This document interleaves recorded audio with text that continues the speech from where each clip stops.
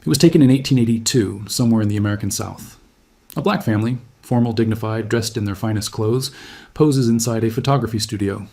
At first glance, it looks like hundreds of other portraits from that era. A moment frozen in time. A family proud enough to pay for the privilege of being remembered. But look closer.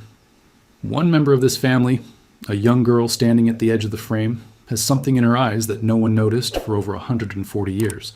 Something that, when a genetic historian finally examined this photograph under digital magnification, made him go completely silent.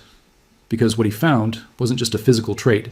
It was a key, a biological key encoded in her DNA, one that had survived slavery, survived erasure, survived generations of silence, and was about to unlock the true origin of an entire family whose history had been deliberately destroyed. This is the story of what was hidden in that little girl's eyes, and it will change the way you think about identity, ancestry, and what DNA remembers even when history forgets.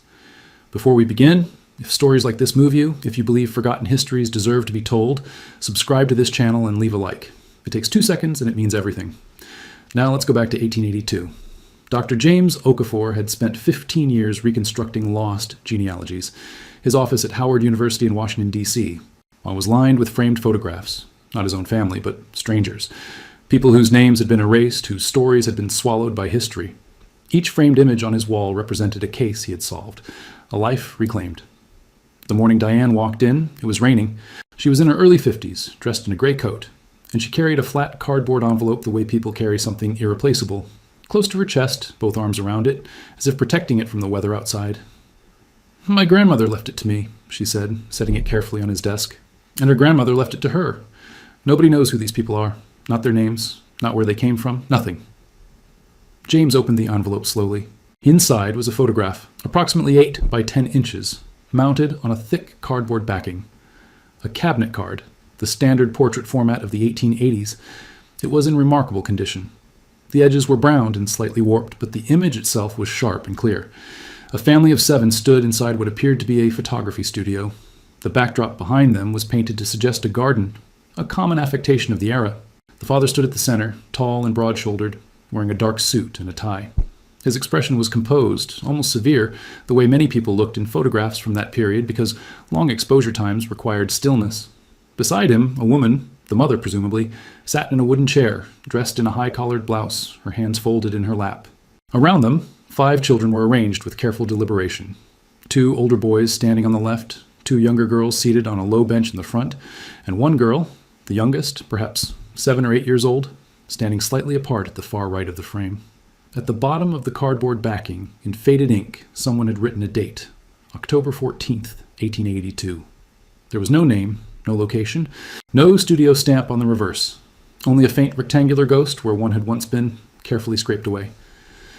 James studied the photograph for a long moment without speaking.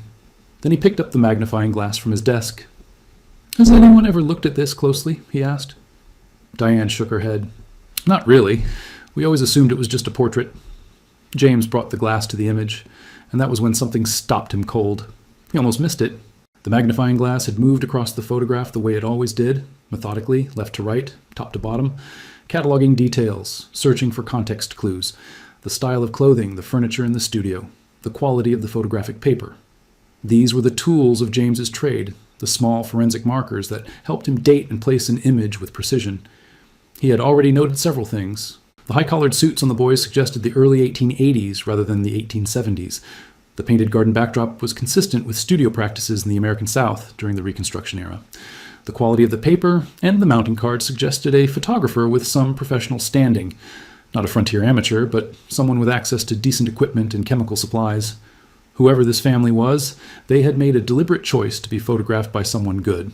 It was when the magnifying glass reached the youngest girl, the one standing apart at the far right of the frame, that James paused. Her face was turned very slightly toward the camera, as if she had moved just before the shutter was released. In that slight turn, both of her eyes were visible, and they were not the same. Even in the sepia tones of a 19th century photograph, the difference was unmistakable. The left eye was dark, a deep, uniform darkness consistent with brown, the expected pigmentation for a black child of that era. But the right eye was lighter, noticeably, significantly lighter. Where the left eye absorbed light, the right eye reflected it differently, with an almost gray, pale quality that jumped out of the image even in monochrome. James set the magnifying glass down. He reached instead for the digital scanner on the shelf behind him. It took him 12 minutes to scan the photograph at high resolution and pull it onto his monitor. He used the software he had been using for years to enhance archival images, increasing contrast, adjusting gamma, sharpening focus digitally without altering the original file.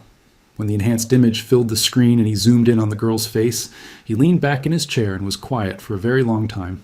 The right eye was blue-gray. Clearly, unmistakably blue-gray, rendered in the subtle gradations of light that the original photograph had captured without anyone ever noticing. A black child. 1882. One brown eye, one blue-gray eye. He turned to Diane, who was watching him from across the desk. "Tell me everything you know about this family," he said. "Everything." Diane knew very little. That was the honest truth, and she said so without embarrassment. The photograph had been passed down through 4 generations of women.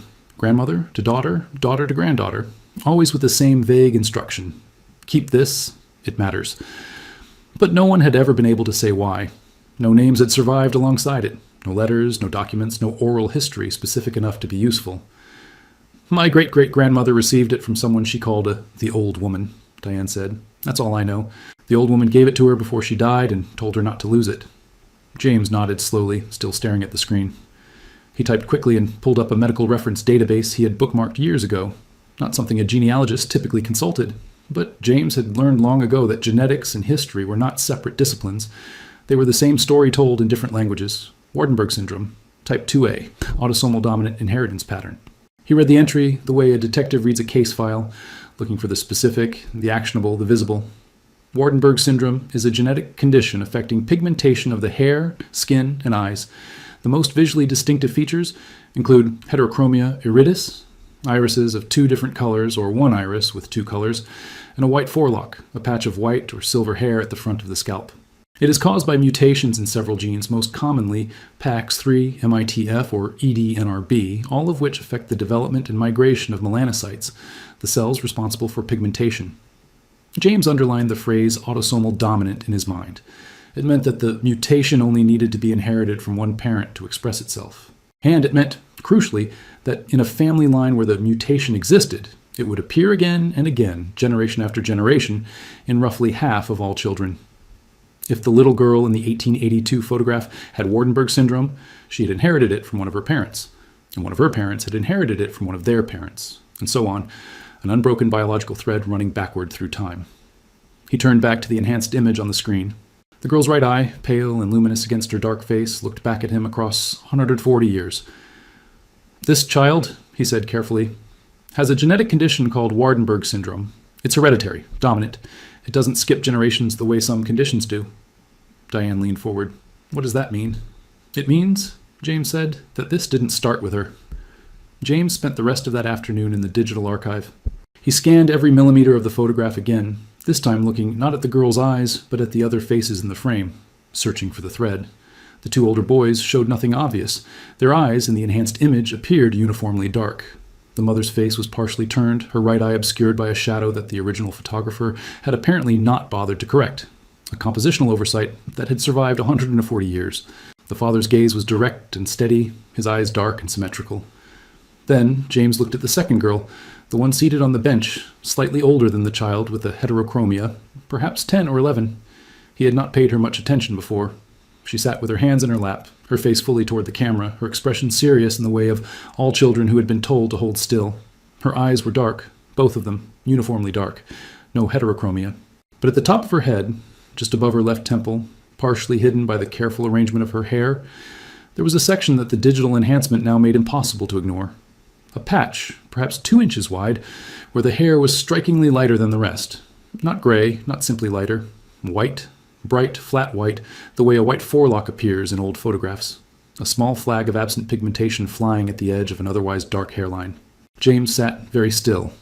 The white forelock, the hallmark of Waardenburg syndrome, present in a sibling without the heterochromia, which meant the mutation had expressed differently in each child, one inheriting the iris pigmentation difference, the other inheriting the depigmented hair, both manifestations of the same underlying genetic change, both inherited from the same parent.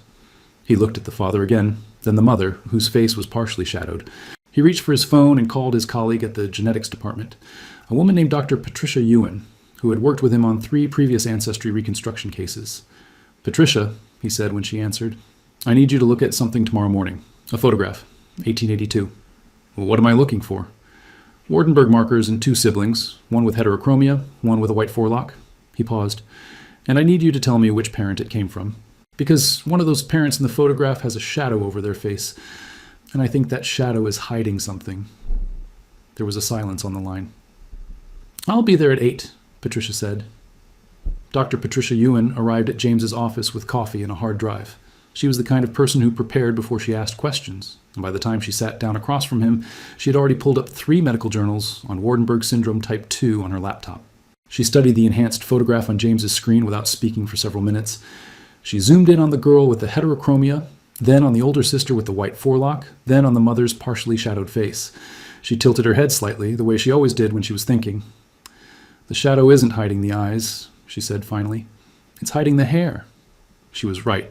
When James adjusted the contrast on the mother's image, pushing the digital enhancement further than he had the previous day, a detail emerged at the mother's hairline just above her left temple. The shadow that had obscured half her face had been cast by the studio lighting, but at the edge of the shadow, just barely visible, was a thin strip of lighter-toned hair. The same position as the white forelock on the older daughter. She's the carrier, Patricia said quietly. The mutation came through her. James leaned back. A black woman in 1882 with Wardenberg syndrome. 2 children visibly expressing the trait.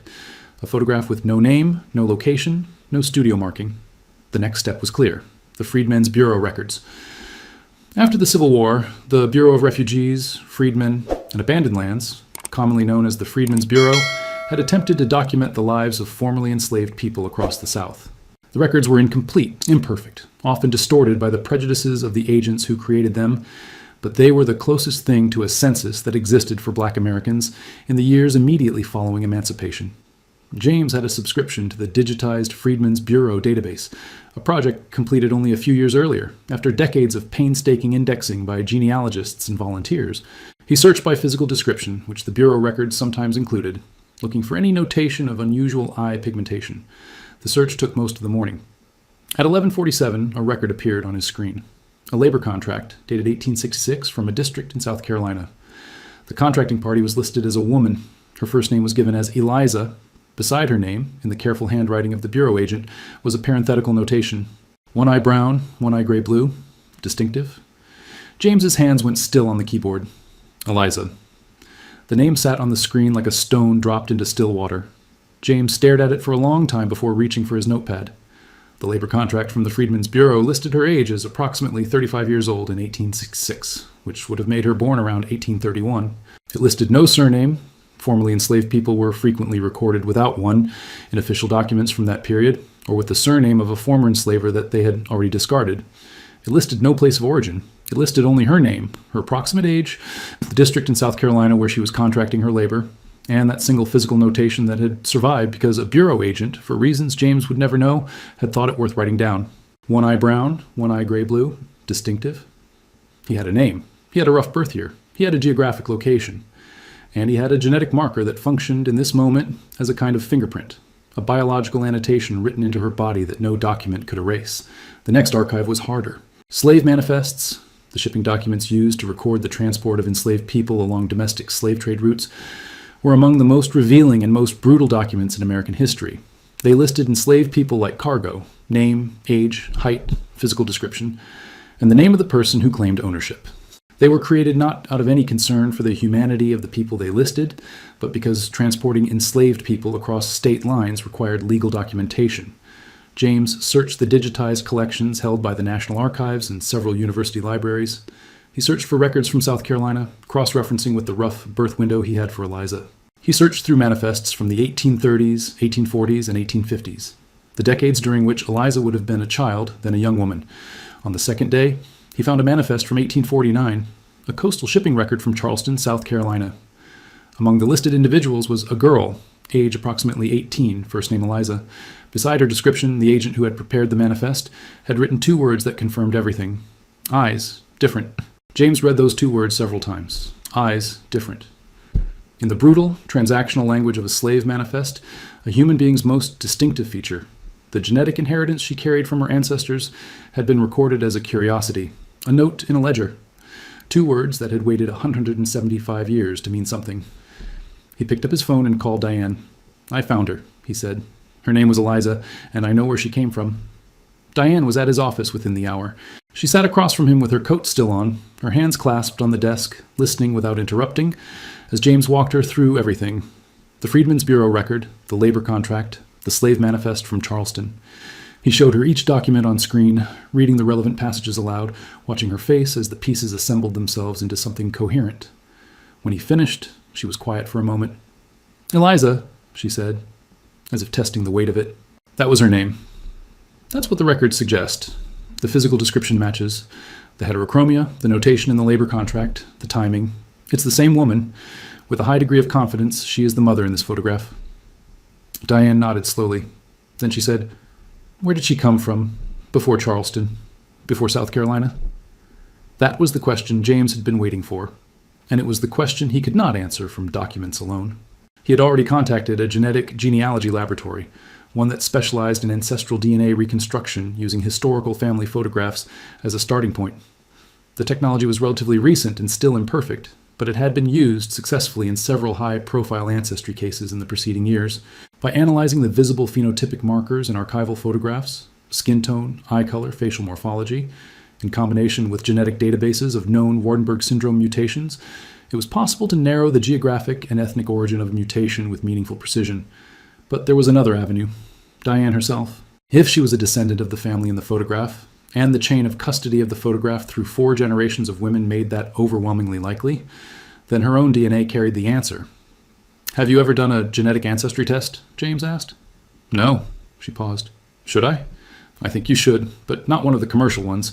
I want to refer you to Patricia's lab.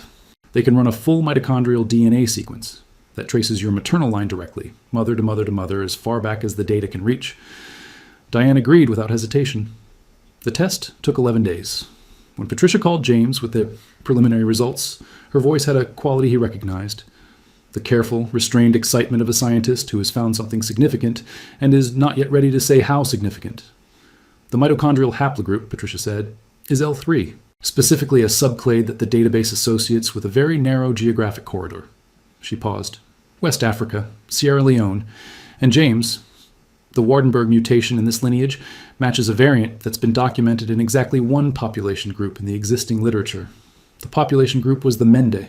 James knew the name. Most historians of the Atlantic slave trade did. The Mende people of Sierra Leone had been among the most heavily targeted ethnic groups during the final decades of the legal transatlantic slave trade, a period of intensified raiding and trafficking that preceded the British naval blockade of the West African coast.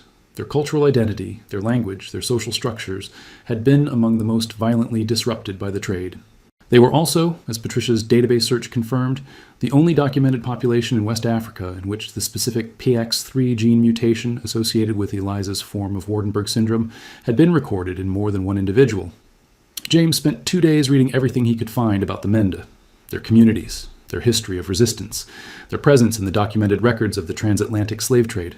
And then, while searching through the digitized collection of the Amistad Research Center in New Orleans, a repository of records related to the African-American experience, he found something he had not been looking for. A letter. It was handwritten, dated 1891, and addressed to no one by name.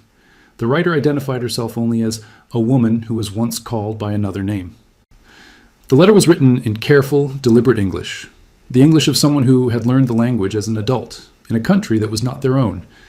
It had been donated to the archive in 1934 by a family in Charleston, along with a small collection of papers, and had been cataloged but rarely accessed. James read it twice before he was certain of what he was looking at. The woman described her childhood in a village near a river. She described being taken at night, with other members of her family, by men who spoke a language she did not understand. She described a ship. She described arriving somewhere cold and unfamiliar. She described learning a new name, Eliza, because the name she had been given at birth was considered unpronounceable by the people who now claimed to own her.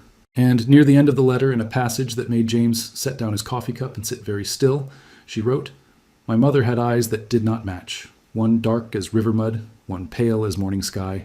She told me her mother had the same. She told me it was a sign that we came from a particular place, and that no matter how far we were taken, that sign would follow us." James read that sentence 4 more times. Then he called Diane. He read her the letter over the phone. All of it. When he reached the passage about the eyes, she made a sound he could not quite name, and not a word, not a cry, something in between. He waited until she was ready to speak. "She wrote it herself," Diane said finally. Yes, in her own hand. She remembered. She remembered everything. Her village, her mother, the name she was born with. He paused. She didn't write that name in the letter. I think she was protecting it, keeping it private. But she described the place, the river, the geography. James had spent the previous evening cross-referencing the geographic details in the letter against historical maps of Sierra Leone from the mid-19th century. The river she described, its width, its proximity to the coast, the type of trees she mentioned growing along its banks, was consistent with the Sewa River in the southern region of Sierra Leone. The Sewa River Valley had been a Menda heartland for centuries. Patricia's mitochondrial DNA results, the Wardenberg mutation variant, the letter, the geography, they all pointed to the same place, the same people, the same origin. A family that had been photographed in a studio in South Carolina in 1882 with no name recorded and no history attached, had come from the banks of the Sewa River in Sierra Leone. Their ancestor had been taken from that river valley sometime in the 1830s or 1840s, during the final brutal years of the transatlantic slave trade. She had survived the crossing. She had survived enslavement. She had raised children and grandchildren on soil that was not her own. And she had carried, in her irises, in her children's hair, in the DNA of every descendant who followed, an unbreakable biological record of where she had come from. James thought about the little girl in the photograph, the one standing apart at the far right of the frame, her face turned just slightly toward the camera, one eye dark and one eye pale.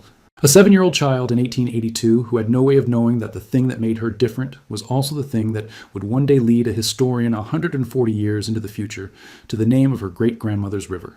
He thought about what it meant to carry something in your body that you cannot see or feel or name, something that outlasts everything else. That outlasts the ships and the auctions and the ledgers and the silence. He sat with that thought for a long time. Then he began preparing what he would tell Diane the following morning. Diane came to James's office one last time on a Thursday morning in October, almost exactly 6 weeks after she had first walked in with the photograph pressed against her chest in the rain.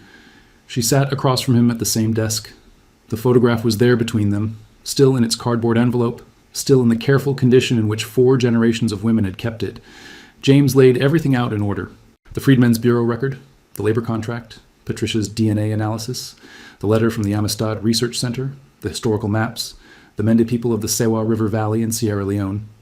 Each document was a step in a staircase that descended, one generation at a time, from a photography studio in South Carolina in 1882 to a village on a West African riverbank sometime in the 1830s. Diane listened to all of it without speaking. She looked at each document. She held the letter, a printed copy, the original too fragile to handle freely, and read the passage about the mismatched eyes twice. When James finished, she looked at the photograph for a long time. She didn't know, Diane said quietly. The little girl. She didn't know what her eyes meant. No, James said. She couldn't have. But her great-grandmother knew. She wrote it down. Diane looked up. She wanted someone to know. She wrote it in a language that wasn't hers, in a country that wasn't hers, and she left it for someone to find. James nodded. You found it, he said. It just took 140 years. Diane picked up the photograph and looked at the little girl at the edge of the frame, the girl who had moved slightly just before the shutter closed, the girl whose pale right eye had caught the studio light in a way that no one had noticed or thought to question for a century and a half. The family had no recorded name. Their story had been deliberately, systematically erased, first by the institution of slavery, then by the indifference of history, but the erasure had not been complete. It had never been complete, because written into the biology of that child, into the cells of her iris, into the genes she had inherited from her mother, who had inherited them from her mother, who had been taken from the banks of a river in Sierra Leone, was a record that no document could destroy. Diane set the photograph back down on the desk. She did not speak for a long moment. Then she said, her name was Eliza, but somewhere on the Sewa River she had another name, and now I know where to look for it. She picked up the photograph, tucked it back into its cardboard envelope, and held it against her chest, both arms around it, the same way she had carried it into this office 6 weeks before in the rain. DNA does not forget. It cannot be confiscated, burned, or renamed. It simply waits. And sometimes, after long enough, someone finally knows how to read it.